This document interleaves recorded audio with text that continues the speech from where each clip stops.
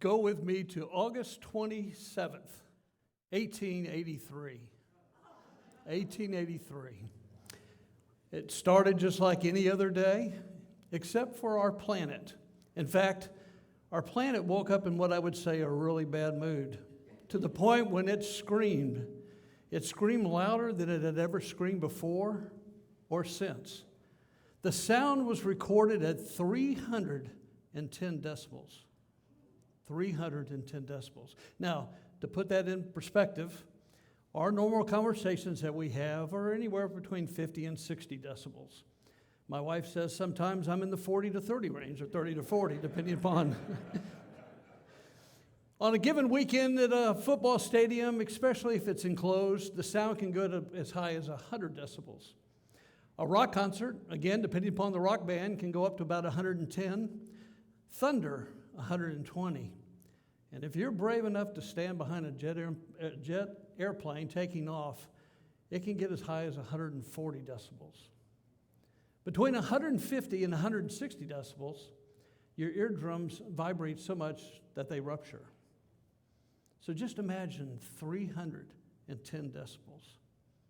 Well, what happened that day? Very simply, down on the island of Rakata, down in the Indonesian islands, the volcano Krakatoa literally blew its top. So much that 2/3 of the island fell into the sea. The sound of the volcano eruption traveled over 3,000 miles away. Now, to put that in perspective, it's as if Mount St. Helens were to erupt, and those people walking down the street in New York City would turn and go, "What was that?" 310 decibels. The sound waves actually traveled around the world 7 times over the next 5 days. 36,000 people lost their lives due to that volcano eruption. 31,000 of the 36 due to the tsunami waves that were created that reached heights of 100 to 120 feet tall. A 120-foot wave going across the ocean floor. So what is the sound that we're talking about? What in the way of what we take in and what we give out, and how it affects the world in which we live. Now, sound, if you want to put it in simple terms, basically is waves of energy when there's a change of air pressure creating vibration. So as we can visualize the wave of a tsunami wave, think of that in the way of an energy wave and the destruction that can come from it. At the same time, sound can be a wonderful thing. So I ask a simple question as we start through this, is how loud is your life? Because whether you realize it or not, your life has a sound. And more importantly, what pressure waves are you taking in to make you who you are, to send out the pressure waves that will change this world? How loud is your life? So, to dive into this, if you were to take out your life in the way of sheet music, per se, and lay it in front of you, you already have a beginning. In fact, everybody that's in here has already been determining what your sound has already been to this point. Now, the cool thing about this is, if we all go back to the very beginning of every one of our songs, we all start the same. We're in the hospital or a home, and you've just been delivered, and you make your first sound. And all our sounds are a cry. And everybody in the room's pretty happy about that. In fact, mom and dad are happy. Mom may not be as happy as dad, but the nurses and the doctors seem to be really happy.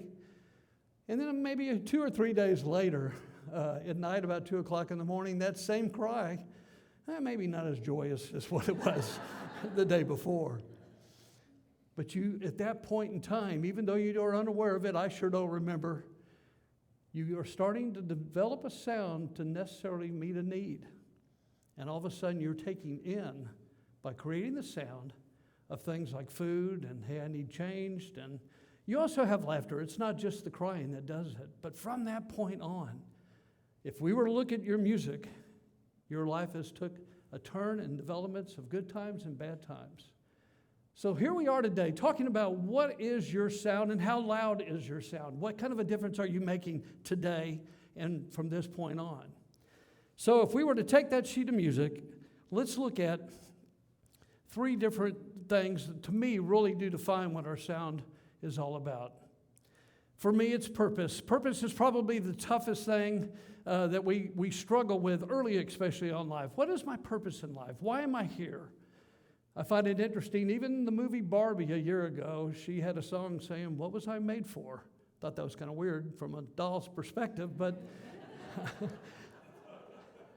at the same time, I think we've all been there. And for me, when I was in college, I had no idea of what I wanted to do with my life. I didn't, and it's not just a job. It's who would I marry? Where would I live? What would I be involved in? How many kids would I have? And you could get kind of consumed. What is my purpose? Well, fortunately for me, while I was at Baylor University, I was given an assignment in a class. And that assignment was to follow a company for a full semester on how they relate to people. Through a phone call to my dad, he said, "I'm reading an article right now out of a magazine. There's a little ice cream company down in Brenham, Texas. You may want to go check out." Now, who doesn't want to check out ice cream, right? So I went down, and I will tell you, it's what I saw at Bluebell that put this little idea of maybe one day I want to go back and put an application in. And ironically, it wasn't the ice cream. It was really the people. Now, I know what you're thinking. I'm talking about sound, and all of a sudden I shifted to taste, which is easy to do. But I will tell you, again, the reason that it was so appealing to me was it wasn't the product. It was literally the dedication that I saw from the employees that were there. They truly believed in what they did. And it was not about just making ice cream. It was about making memories. And I thought, I think I could really work for a company like this. And so a couple years later, when it came time to graduate from college, I went down and I put in an application. And after 43 years, I just turned in my scoop this past March. And now I'm still eating. Thank you. But I talk about it in a way that the reason why I loved it so much was because of the passion and the people that I worked with was just incredible. So with looking for your purpose, I think it's essential as you are trying to determine wherever it is, whether it's a job or, again, a relationship or where you donate your time, what is your purpose? And what sound are you making from that purpose? So with that, I go to passion. And who can't love a grandbaby, right? So when we look at passion, I think it's critical to connect the passion with your purpose. So often what we do is we land in something that we just feel like we're stagnant in, or it really isn't where you see yourself going. So really home in when you're trying to write the notes on the sheet of music, what is your purpose? And then have the passion to go after it.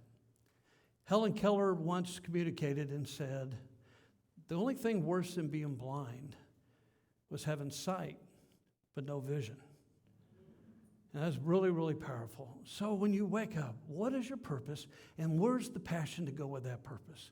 I love the author Mark Batterson. I read pretty much everything that he writes. In one of the books that he sent out, it's a book called If. And in that book, he says, the day you start dying is the day you stop dreaming.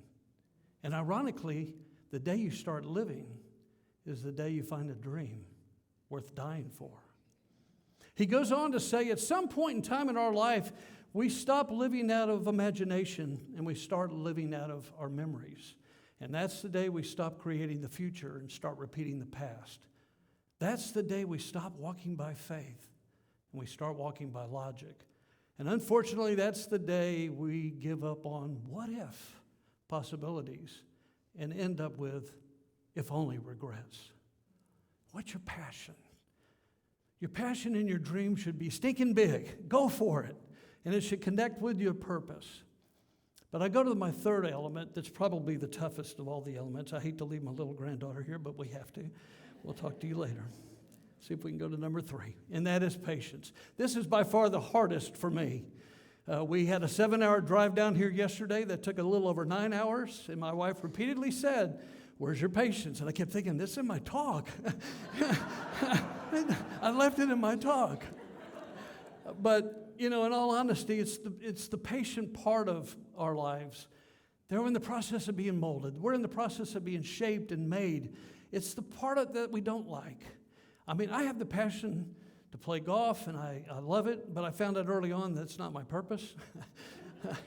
But at the same time, when I think back to when I found the career at Bluebell, it was easy to say, okay, I think this is what I'm supposed to be doing. And I will tell you early on, the company was growing and opportunities came, and then they came to me and said, we'd like for you to move to Oklahoma. And we're thinking that this is going to be a new region and we're going to step out. And I thought, this is great. So I packed the family up, we moved to Oklahoma, and then it got really, really quiet. And days turned into weeks, that turned into months, that turned into years. And I kept thinking, I thought we moved up here for this new promotion.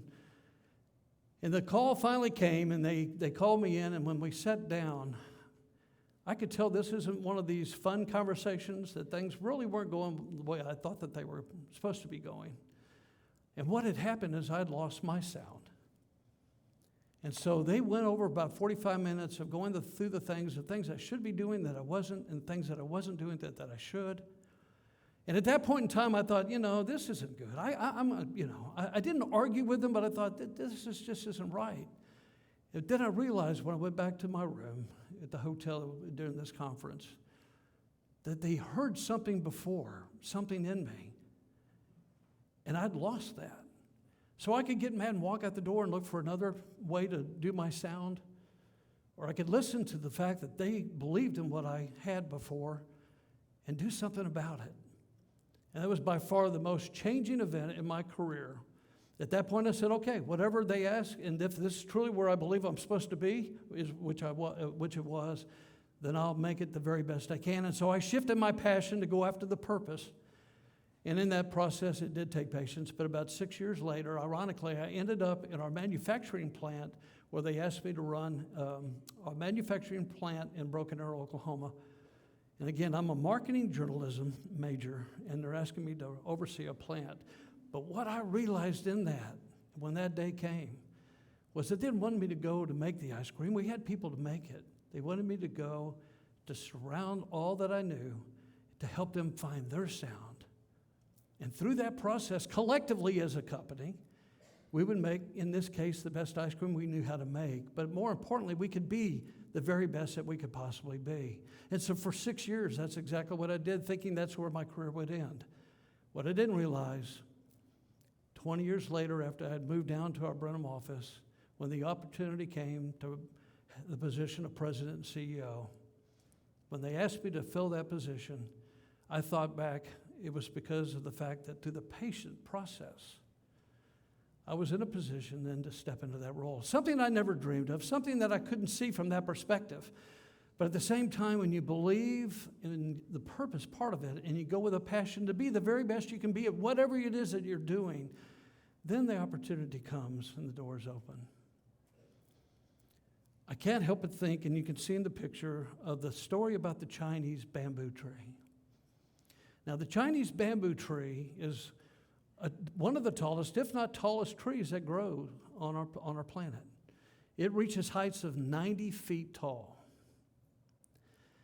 The thing that makes it interesting about the Chinese bamboo tree is it takes 5 years to get to 90 feet.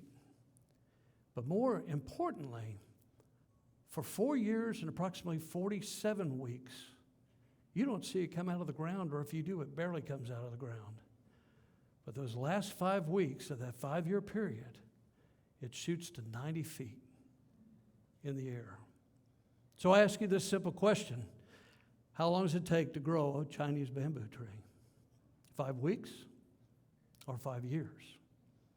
And the answer is 5 years. You water it and you cultivate it and you fertilize it and you water it, cultivate, fertilize, and you stay with it.